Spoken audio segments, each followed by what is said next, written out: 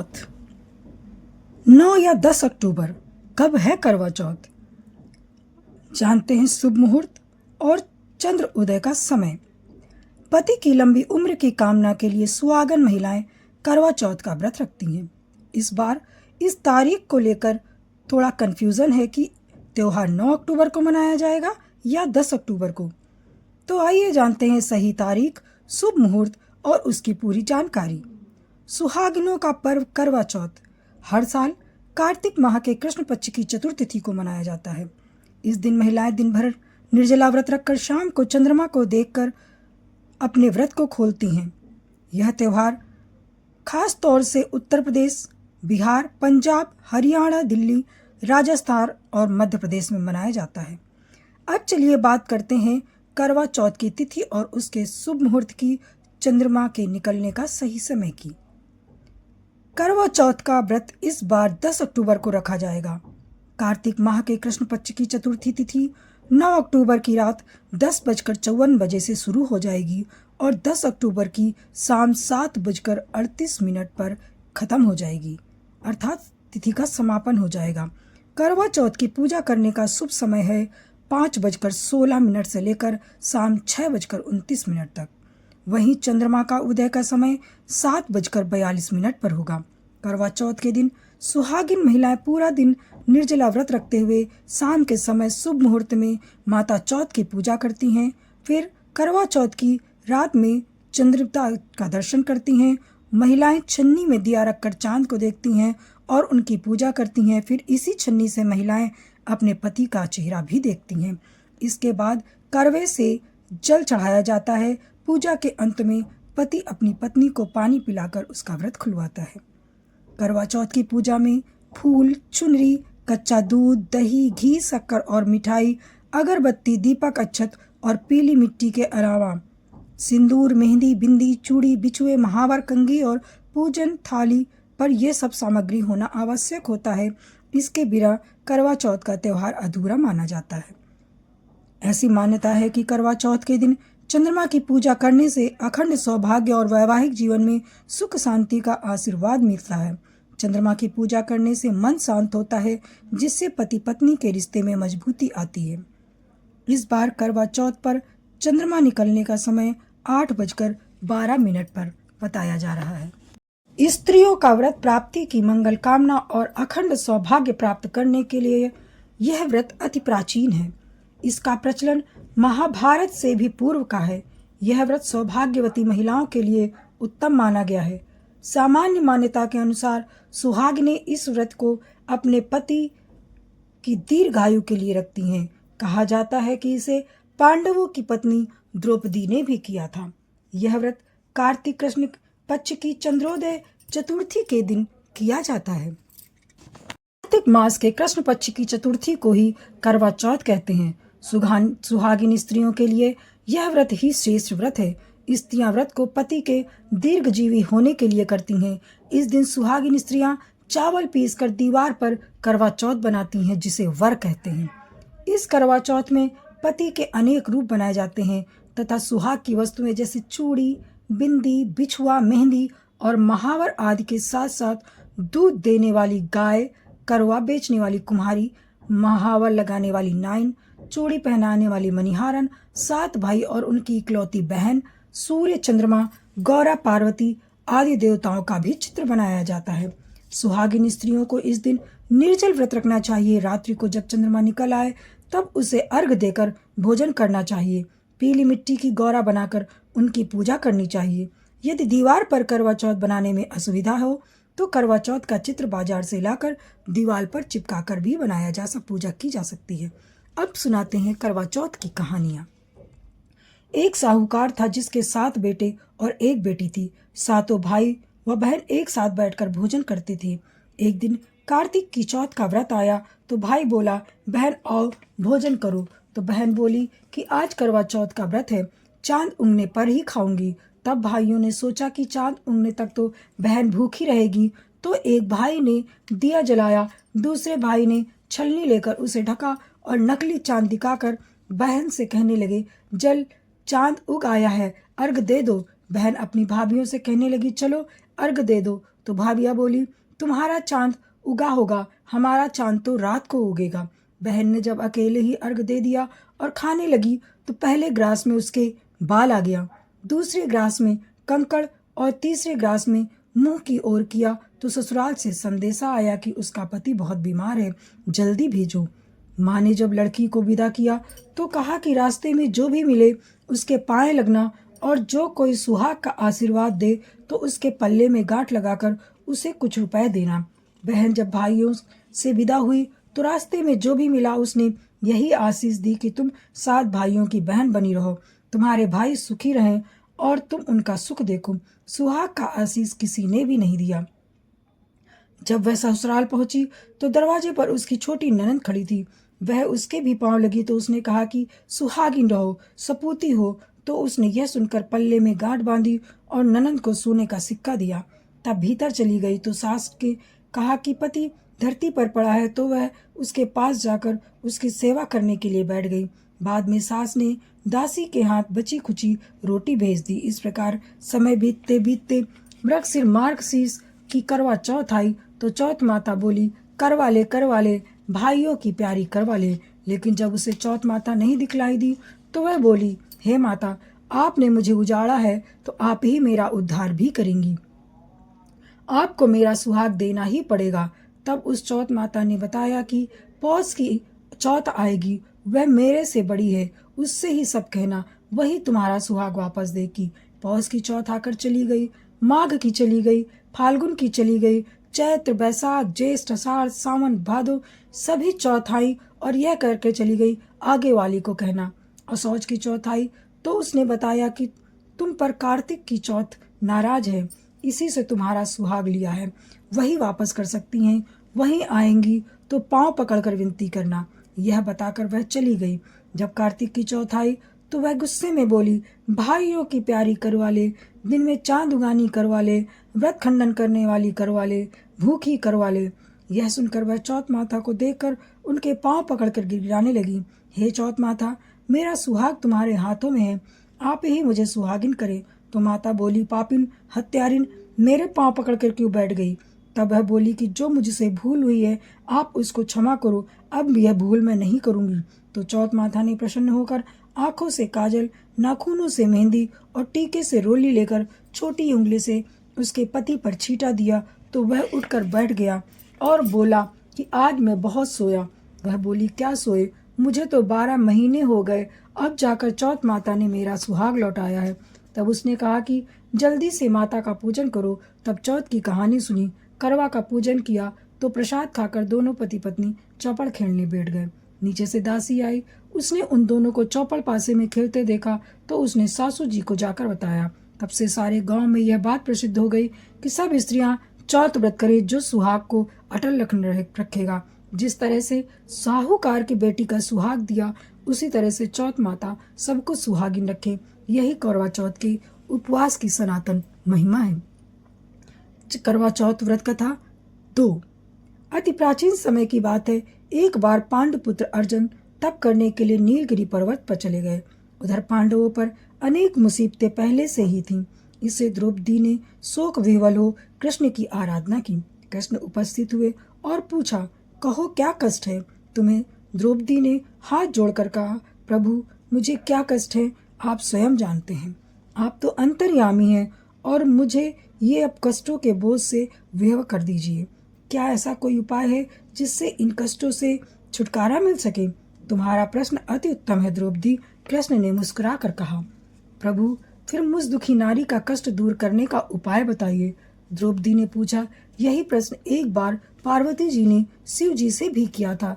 तब श्री शिव जी ने कहा था, करवा चौथ का विधान बताया था उनको। द्रौपदी ने कहा, फिर प्रभु करवा चौथ की जानकारी मुझे भी दीजिए और उसकी कथा कहिए। तब कृष्ण ने एक पल सोचने के बाद कहा, दुख सुख जो सांसारिक माना जाता है, प्राणी उसमें सदा ही लिप्त रहता है। मैं तुम्हें अति उत्तम करवा चौथ व्रत की कथा सुनाता हूँ, इसे ध्यान पूर्वक सुनो। प्राचीन काल में गुणी विद्वान धर्मपरायण एक ब्राह्मण रहता था। उसके 4 पुत्र थे। एक गुणवती सुशील पुत्री थी। पुत्री ने विवाहित होकर चतुर्थी का व्रत किया, किंतु चंद्र उदय से पूर्व ही उसे क्षुधा ने बाध्य कर दिया। इससे उसके स्नेही भाइयों ने छल से पीपल की आड़ में कृत्रिम चंद्रमा बनाकर उसको दिखा दिया। लड़की ने अर्घ देकर भोजन कर लिया। भोजन करते ही उसके प्रत्यय की हृदय गति बंद हो गई। इससे वह दुखी हुई। उसने अन्न जल त्याग दिया। उसी रात्रि में इंद्राणी भूमि विचरण करने आई। ब्राह्मण पुत्री ने उनसे अपने दुख का कारण पूछा। इंद्राणी ने बताया, तुम्हें करवा चौथ व्रत में चंद्र पूजन से पूर्व भोजन कर लेने से यह कष्ट मिला है। तब उस लड़की ने हाथ जोड़कर विनय की, इससे मुक्त होने का कोई उपाय बताइए। तब इंद्राणी ने कहा, यदि तुम विधि पूर्वक अगली करवा चौथ का व्रत करो तो तुम्हारे पति पुनर्जीवित हो जाएंगे। कन्या ने के ऐसे करने का वचन दिया और उसका पति स्वस्थ हो गया। इस तरह उस कन्या ने वर्ष भर प्रत्येक चतुर्थी का व्रत किया और अनंत सुहाग प्राप्त किया। श्री कृष्ण कहते हैं, हे द्रौपदी, यदि तुम इस व्रत को करोगी तो तुम्हारे सभी संकट टल जाएंगे। इस प्रकार द्रौपदी ने यह व्रत किया और पांडव सभी क्षेत्रों में विजयी हुए। इस प्रकार सौभाग्य, पुत्र पौत्रादि और धन धान्य की इच्छुक स्त्रियों को यह व्रत विधि पूर्वक करना चाहिए। इस व्रत से भगवान शंकर की आरती की जाती है। करवा चौथ व्रत कथा 3। एक ब्राह्मण परिवार में 7 बहुएं थी। 6 बहुओं के मायके वाले बहुत अमीर थे। इसी कारण ससुराल में उनका बहुत ही मान था, परंतु छोटी के मायके में कोई नहीं था। वह घर का सारा काम काज करती, सबकी सेवा करती, पर कोई भी उससे प्यार नहीं करता। सभी दुत्कारते ही रहते।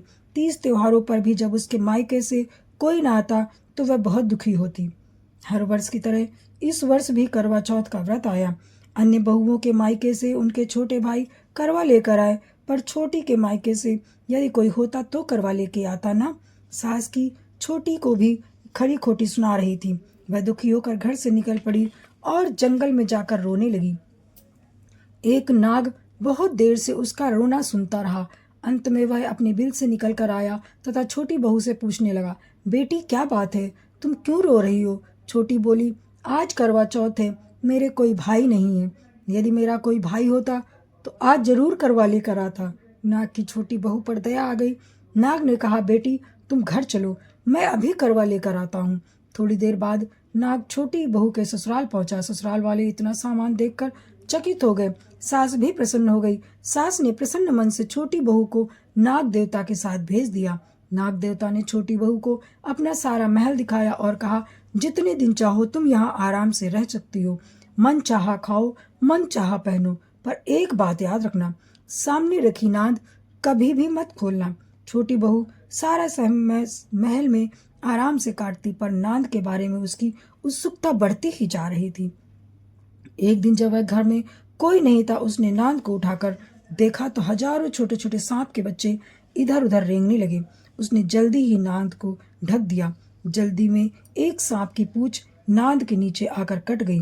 शाम को नाग के आने पर छोटी ने अपनी गलती स्वीकार कर ली।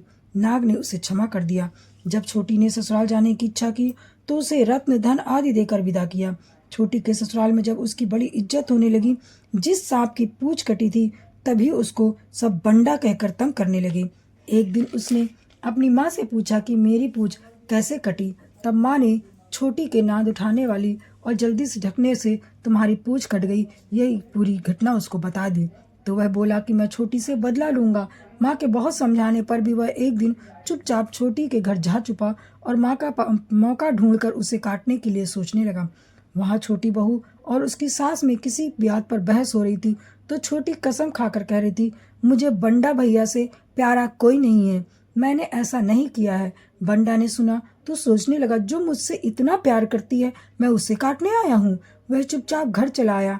माँ ने पूछा, ले आया बहन से बदला? वह कहने लगा, माँ बहन से कैसा बदला? तभी से बंडा भाई और वह छोटी बहन हुई। भाई प्रतिवर्ष चौथ के दिन करवा लेकर जाता है और बहन बड़े प्यार से करवा चौथ का व्रत करती है। करवा चौथ व्रत कथा 4। प्राचीन काल में करवा नाम की एक पतिव्रता स्त्री अपने पति के साथ नदी के किनारे एक गांव में रहती थी। कार्तिक मास के कृष्ण पक्ष की चतुर्थी चौथ के दिन उसका पति नदी में स्नान करने के लिए गया। स्नान करते समय एक मगरमच्छ ने उसका पैर पकड़ लिया। वह करवा करवा नाम लेकर जोर जोर से अपनी पत्नी को पुकारने लगा। उसकी पत्नी उसकी आवाज सुनकर दौड़ कर आई और उसने मगर को कच्चे धागे से बांध दिया। मगर को बांधकर वह यमराज के यहाँ पहुंची और यमराज से बोली, भगवान, मगरमच्छ ने मेरे पति का पैर पकड़ लिया है, अतः पैर पकड़ने के अपराध में आप अपने बल से उस मगरमच्छ को नरक में ले जाओ। यमराज ने कहा, अभी मगरमच्छ की आयु शेष है, अतः मैं उसे नहीं मार सकता। इस प्रकार करवा ने कहा, यदि आप ऐसा नहीं करेंगे तो मैं आपको श्राप देकर नष्ट कर दूंगी। यह सुनकर यमराज डर गए और उसी पतिव्रता स्त्री करवा के साथ जाकर मगरमच्छ को उन्होंने यमपुरी भेज दिया और करवा के पति को दीर्घ आयु प्रदान की। उसी दिन से यह करवा चौथ मनाई जाती है और सुहागिन स्त्रियों के द्वारा व्रत रखा जाता है। यह करवा माता, जैसे तुमने अपने पति की रक्षा की, वैसे सबके पतियों की रक्षा हो। ओम जय करवा माता, मैया जय करवा माता। जो कोई तुमको ध्यावत पाप उतर जाता। ओम जय करवा माता। हम सब की माता हो, तुम हो रुद्राणी, मैया तुम हो रुद्राणी। तुम्हारे यश को गावें, तुम्हारे यश को गावें हम सारे प्राणी। ओम जय करवा माता। कार्तिक बंदी चतुर्थी को जो नारी व्रत करे, मैया जो नारी व्रत करे। पति होवे दीर्घायु, पति होवे दीर्घायु, दुख जा दूर परे। ओम जय करवा माता। रहे सुहागन हमेशा ऐसे हर नारी, मैया ऐसे हर नारी। गणपति बने कृपालु, गणपति बने कृपालु, विघ्न टरे भारी। ओम जय करवा माता। करवा माता जी की आरती जो नारी नित्य गावे, मैया नारी प्रेम सहित गावे, मैया नारी श्रद्धा सहित गावे। ओम जय करवा माता, मैया जय करवा माता। जय गणेश जय गणेश जय गणेश देवा, माता जाकी पार्वती पिता महादेवा। जय गणेश जय गणेश जय गणेश देवा, माता जाकी पार्वती पिता महादेवा। एक दंत दयावंत, एक दंत दयावंत, चार भुजाधारी, माथे पे तिलक सोहे मूसी की सवार। जय गणेश जय गणेश जय गणेश देवा। पान चढ़े फूल चढ़े और चढ़े मेवा, पान चढ़े फूल चढ़े और चढ़े मेवा। लड्डुअन का भोग लगे, लड्डुअन का भोग लगे, संत करे सेवा। जय गणेश जय गणेश जय गणेश देवा। अंधन को आँख देते कोढ़िन को काया, अंधन को आँख देते कोढ़िन को काया। भांजन को पुत्र देत, भांजन को पुत्र देत, निर्धन को माया। जय गणेश जय गणेश जय गणेश देवा। सूर श्याम शरणया सफल कीज सेवा, सूर श्याम शरणया सफल कीज सेवा। माता जाकी पार्वती, माता जाकी पार्वती पिता महादेवा। जय गणेश जय गणेश जय गणेश देवा, माता जाकी पार्वती पिता महादेवा। जय गणेश जय गणेश जय गणेश देवा, माता जाकी पार्वती पितामह देवा। वीडियो के अंत में जय श्री गणेश जी, जय माता करवा कमेंट्स में जरूर लिखें। ओम जय सोम देवा, स्वामी जय सोम देवा, दुख हरता सुख करता, दुख हरता सुख करता, जय आनंदकारी। ओम जय सोम देवा। रजत सिंहासन राजत, ज्योति तेरी न्यारी, ज्योति तेरी न्यारी। दीन दयाल दयानिधि, दीन दयाल दयानिधि, भवबंधन हारी। ओम जय सोम देवा। जो कोई आरती तेरी प्रेम सहित गावे, प्रेम सहित गावे, सकल मनोरथ दायक, सकल मनोरथ दायक, निर्गुण सुख राशि। ओम जय सोम देवा। योगी जन हृदय में तेरा ध्यान धरे, तेरा ध्यान धरे। ब्रह्मा विष्णु सदा शिव संत करे सेवा। ओम जय सोम देवा। वेद पुराण बखानत, भय पातक हारी, भय पातक हारी। प्रेम भाव से पूजे सब जग के नारी। ओम जय सोम देवा।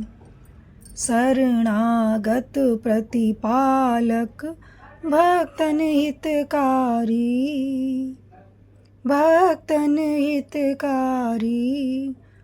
धन संपत्ति और वैभव सहजे सो पावे। ओम जय सोम देवा। विश्व चराचर पालक, ईश्वर अविनाशी। सब जग के नर नारी, सब जग के नग नारी, पूजा पाठ करें। ओम जय सोम देवा। स्वामी जय सोम देवा। दुख हरता सुख करता, दुख हरता सुख करता, जय आनंदकारी।